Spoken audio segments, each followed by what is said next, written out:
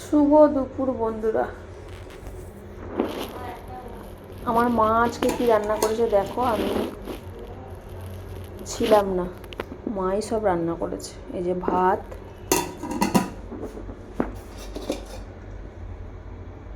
এটা হচ্ছে মোরলা শুটকি ভাজা, পেঁয়াজ শুকনো লঙ্কা দিয়ে মাখাও আছে, মানে মাখা নেই, রেডি করা আছে, মাখবে মনে হয়, মাখা আছে কি যেন ভুলে গেছি।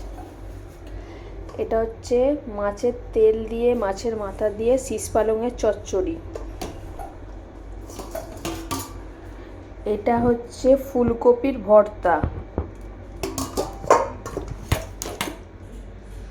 এইটা হয়েছে কড়াইশুঁটি দিয়ে, নতুন আলু দিয়ে ডিমের ঝোল।